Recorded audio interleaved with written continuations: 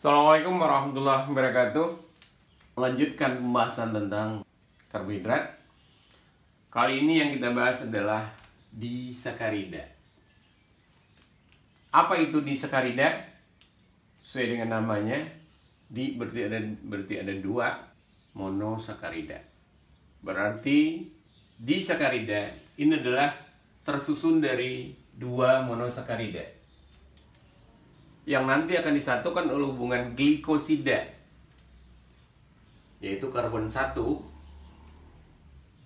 ke OH pada monosakarida yang lain. Biasanya karbon 1 itu dalam posisi alfa atau beta dari monosakarida ke gugus OH yang keempat dari monosakarida yang kedua. Hubungan ini disebut dengan 1,4 aksen alfa ataupun 1,4 aksen beta. Untuk lebih jelasnya dapat dilihat pada gambar yang ini. Untuk monosakarida yang pertama itu adalah yang di sebelah kiri, sementara monosakarida yang kedua itu adalah di sebelah kanan. Penandaannya untuk penomoran, yang di kiri ditulis dengan angka biasa 1, 2, 3, 4. Sementara yang di kanan ditulis dengan tanda aksen 1 aksen, 2 aksen, 3 aksen, 4 aksen. Sehingga dengan demikian ikatan yang terjadi di sini berarti pada posisi 1 dan 4 aksen. Sehingga ikatannya di sini adalah 1,4 aksen. Kemudian ditulis alfa atau betanya. Karena di sini karbon 1-nya berposisi di atas bidang, berarti kita tulis dengan beta. Sementara kalau untuk yang kedua, ini bisa OH-nya bisa bebas. Bisa alfa ataupun beta. Nanti bisa juga ikatan itu bukan cuma 1,4 aksen beta, tetapi juga bisa yang lain. Salah satunya nanti adalah 1,4 aksen alfa. Berarti OH yang digunakan untuk berikatan nanti adalah pada posisi alfa atau pada posisi bawah. Untuk jelasnya mungkin nanti kita akan lebih detail dengan contohnya. Ini dalam bentuk konformasi atau dalam bentuk kursi. Kalau dalam proyeksi Hayward juga sama. Ya. Yang di sebelah kiri itu adalah monosakarida pertama. Dan kalau di sini juga posisinya adalah beta. Sementara untuk monosakarida yang kedua, posisi OH-nya bisa bebas, bisa alfa ataupun bisa beta. Jadi kesimpulan kita adalah bahwa disakarida terdiri dari dua monosakarida. Untuk penomorannya, yang di sebelah kiri ditandai dengan angka biasa, sementara kalau untuk yang kanan atau monosakarida kedua diberi tanda dengan tanda aksen. Perhatikan rumus yang sudah kita bikin tadi. Di sini kita melihat bahwa monosakarida yang pertama itu mempunyai ikatan beta glikosida dengan monosakarida yang kedua. Seperti yang kita tahu bahwa kalau ini adalah merupakan ikatan glikosida atau secara umum disebut dengan asetal, ya. Kenapa? Karena dia mengikat, C ini mengikat OR dan OR, dua-duanya. Itu adalah merupakan ikatan glikosida.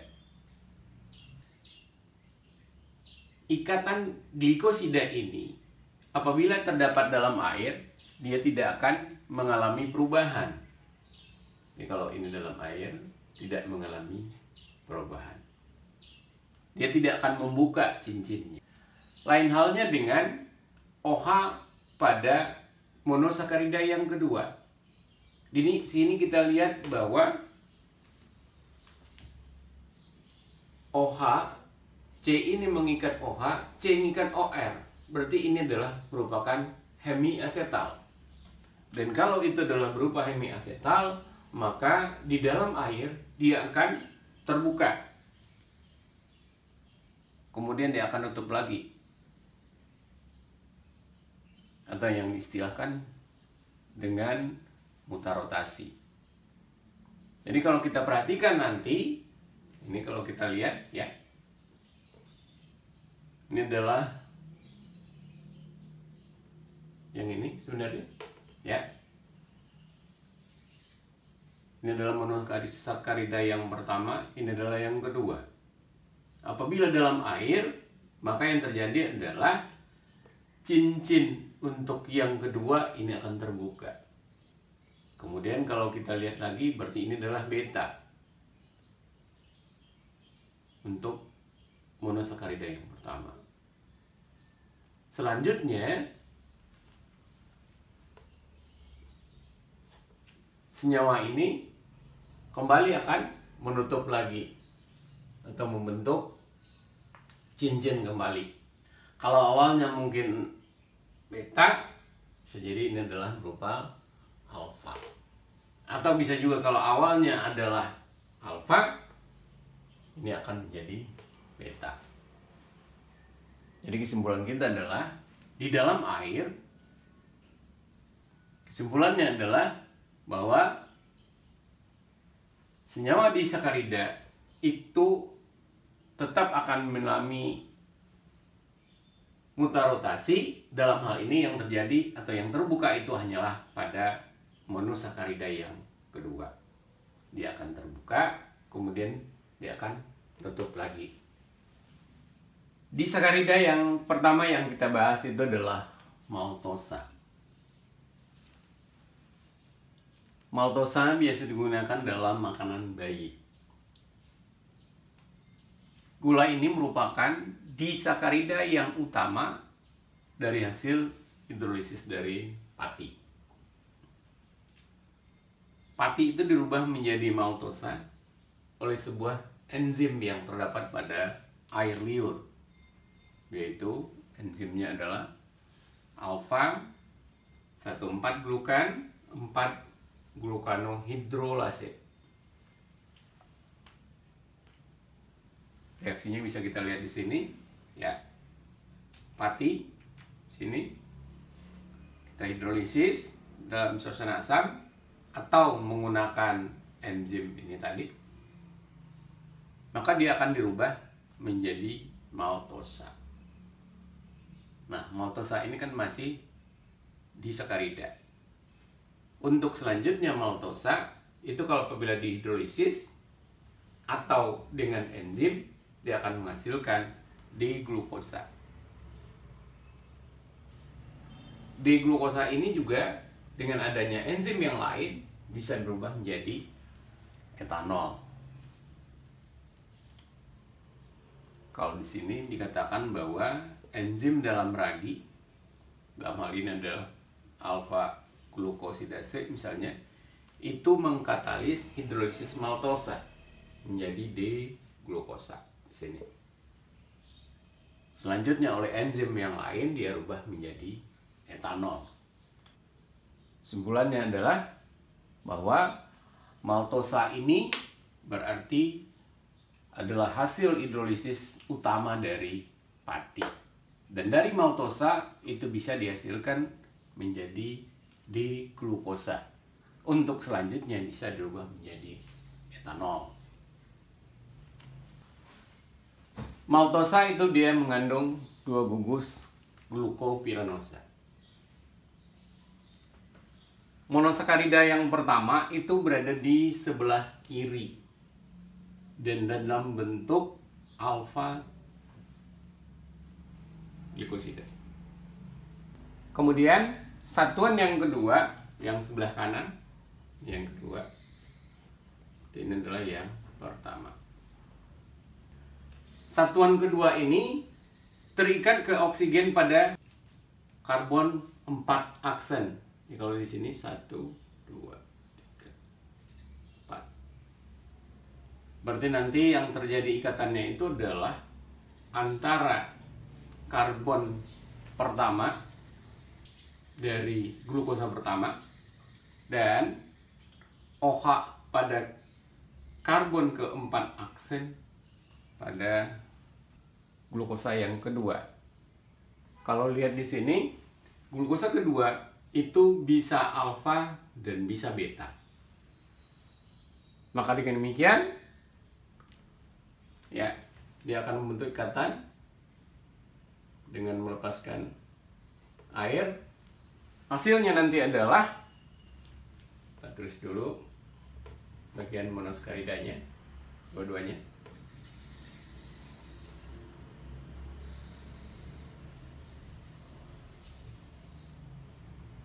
Tulis lagi yang satu lagi, bagian yang kedua.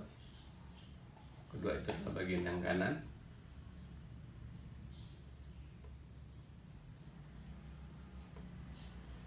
Nah, ikatan yang terjadi itu antara C1 dari yang kiri atau monosakarida yang pertama dengan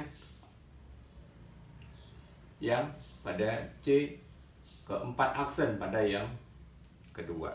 Sehingga dengan demikian, karena yang dikeluarkan adalah atau dehidrasi, sehingga nanti ikatannya adalah ini ikatannya. Untuk yang lain kita tinggal salin, ya. Jadi ini adalah CH2OH.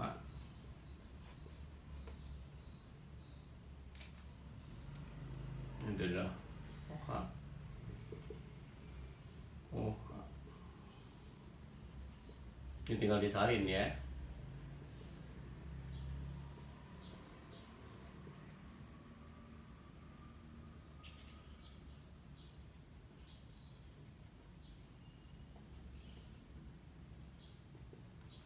Nah, untuk C yang ujung, ini seperti yang tadi, bisa alfa atau beta. Jadi dalam hal ini kalau kita menuliskan, berarti ikatan yang terjadi di sini adalah ikatan antara, ikatannya ya, yang ini, antara 1 dan 4 aksen. Dan ini dalam posisi alfa. Ini kalau ditanya ikatannya 1,4 aksen alfa. Ini adalah rumus Haworth. Bisa juga kita menulis dalam bentuk konformasi atau dalam bentuk kursi. Atau kalau kita bikin dalam bentuk rumus konformasi seperti ini.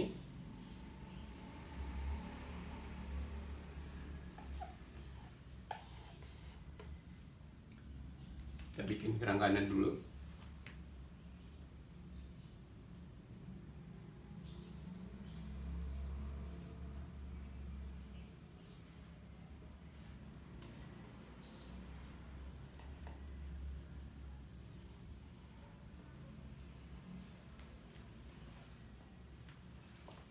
Yang jelas kalau di sini kita lihat ini adalah posisinya harus dalam bentuk alfa yang bawah tadi. Sementara kalau yang ini posisinya adalah dalam bentuk beta, karena memang OH-nya beta. Kalau untuk yang lain berarti kita tinggal melengkapi. Kalau di sini bawah, atas, bawah, atas.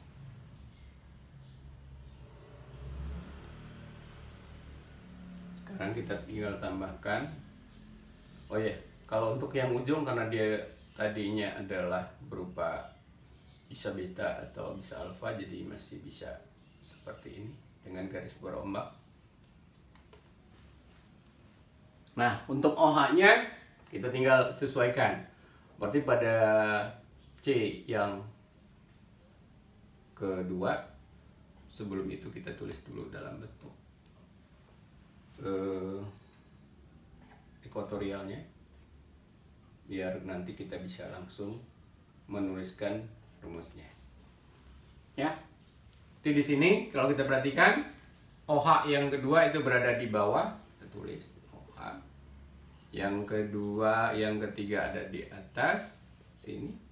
Keempat ada di bawah. Sini berarti CH2OH. Selanjutnya untuk yang kanan juga sama ya, ujungnya OH-nya di atas bisa di bawah, kemudian yang di sini yang kedua adalah bawah, ketiga adalah atas, yang keempat itu yang berikatan dengan yang karbon ke-1, berarti ini adalah CH2OH.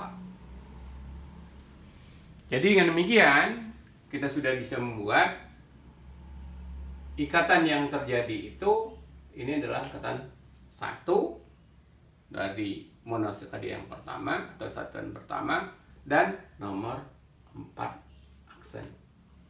Ya, sehingga ikatannya ini adalah ikatan 1,4 aksen alfa. Alfanya itu bisa dilihat dari sini. Kemudian kalau kita perhatikan lebih lanjut bahwa ternyata untuk karbon pertama, dalam arti kata karbon pertama untuk monosakarida yang kedua itu adalah berupa hemiasetal, ya, karena dia mengikat OH dan OR. Sehingga dengan demikian maltosa itu bisa berada dalam bentuk alfa nanti dan dalam bentuk beta, dan itu dia mengalami kesetimbangan dalam air. Tentunya maltosa dia bisa mengalami mutarotasi dari bentuk alfa menjadi beta atau dari beta menjadi alfa. Dengan demikian maka maltosa ini juga akan bersifat sebagai gula paradoksi. Dan maltosa ini dapat dioksidasi menjadi asam maltobionat. Biasanya dilakukan dengan larutan brom dalam air.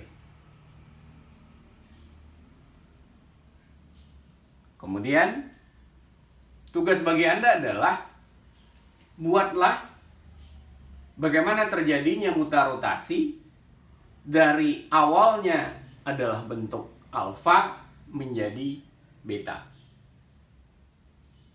Kemudian reaksikanlah dengan air brom. Apa yang terjadi? Yang kedua adalah selubiosa. Selubiosa ini diperoleh dari hidrolisis bagian dari selulosa. Kemudian selubiosa ini juga sama halnya dengan maltosa, dia mengandung 2 buah gugus glukopiranosa. Dan ikatan yang terjadi adalah ikatan 1,4 aksen beta. Jadi ini adalah yang pertama, glukosa pertama, ini adalah glukosa yang kedua. Kita tandai 1, 2, 3. Kemudian kita tandai 1, 2, 3, 4. Ini aksen semua yang kanan. Sehingga ikatan itu terjadi antara 1 dan 4. Berarti ini nantinya terjadi ikatannya. Ya. Sehingga nanti kita akan dapatkan atau bentuk hasilnya adalah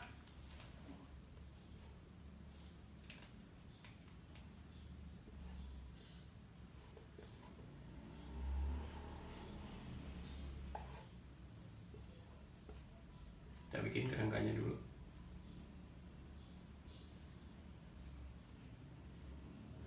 Karena dia berada di atas, sebaiknya karbon atau monosakarida yang kedua kita taruh di sini, lebih ke atas.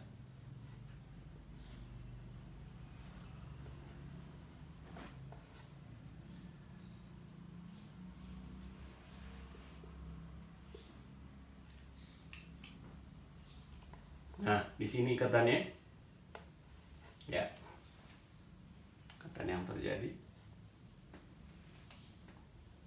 Dengan demikian, yang lainnya kita tinggal lengkapi. Seperti ini nih, seperti ini OH. Ini juga OH. Kemudian berarti di sini ada H, ini ada H, ini CH2OH.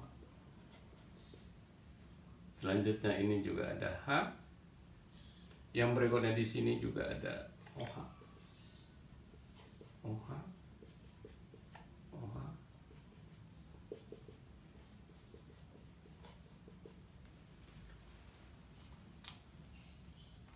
Jadi, kalau kita perhatikan lebih lanjut di sini, berarti ikatan yang terjadi itu adalah ikatan 1,4 beta.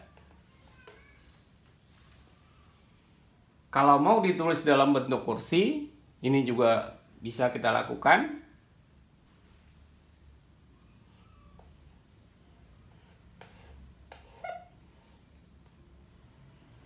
Karena ikatannya itu terjadi di sini, di atas, ya. Nah, seperti yang kedua di sini.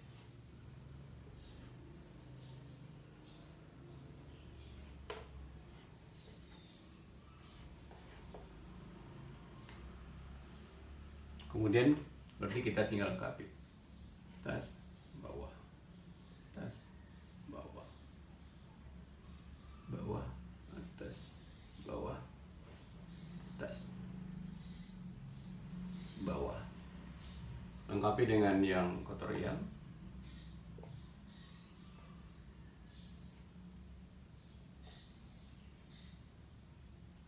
Oh ya, kalau untuk ujung berarti karena ini bisa alfa bisa beta. Langsung. Yang lain OH tinggal kita tulis, ya.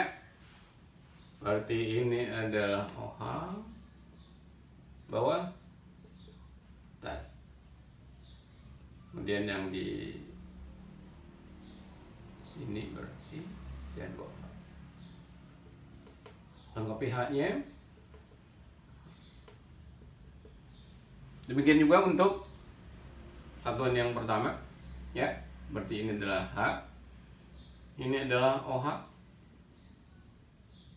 OH. Kalau Anda perhatikan dia seperti selang-seling, ya. Lengkapi H. Jadi ikatannya itu terjadi di sini seperti tadi. Inilah yang 1. Ini yang 4 aksen. Berarti ikatannya adalah 1,4 aksen beta. Untuk penamaan, ya, kita perhatikan. Berarti kalau untuk penamaan, yang dianggap sebagai induk adalah yang kanan. Sehingga dengan demikian, dia mengikat apa? Nah, dia mengikat yang ini tadi beta deglukopiranosil. Karena dia merupakan cabang, maka disebut sebagai biasa sebagai alkil. Kalau CH3 itu kan metil, C25 adalah etil. Nah, kalau di sini kalau sebuah glukosa yang kehilangan H berarti namanya adalah glukopiranosil. Maka namanya adalah, ya, karena ini yang utama. Berarti ini kita hitung 1, 2, 3, 4 tanpa ada aksen, ya. Berarti nanti adalah di 4 dia akan mengikat apa? 4O. Di sini 4O. Yang diikat apa? Ini adalah glukopiranosil, ya. Makanya namanya adalah 4O dalam kurung beta deglukopiranosil di glukopiranosa, ya. Yang kanan tetap berupa glukopiranosa. Kenapa piranosa? Karena akhiran osa, karena memang di sini juga masih ada karbon hemiasetal. Selanjutnya, selobiosa itu bisa dihidrolisis dalam larutan berair. Hasilnya nanti adalah campuran alfa dan beta glukosa. Di samping itu juga selubiosa dapat dihidrolisis dengan enzim. Dalam hal ini adalah enzimnya adalah beta glukosidase yang disebut dengan emulsin. Tetapi tentu tidak bisa dihidrolisis dengan menggunakan enzim glukosidase. Karena kalau enzim cara kerjanya juga harus spesifik. Dalam hal ini, karena ini adalah gugusnya adalah beta, maka yang berperan dalam hal ini adalah enzim beta glukosidase. Sekarang, coba Anda tulis hidrolisis dari selubiosa ini. Hasilnya apa? Dan beri nama. Kita sudah membahas disakarida bagian pertama, yaitu tadi kita bahas tentang maltosa, yang kedua adalah selubiosa. Nah, untuk bahasan selanjutnya yaitu laktosa, kita akan bahas pada video yang berikutnya. Demikian, kita baca hamdalah. Alhamdulillahirabbil alamin. Assalamualaikum warahmatullahi wabarakatuh.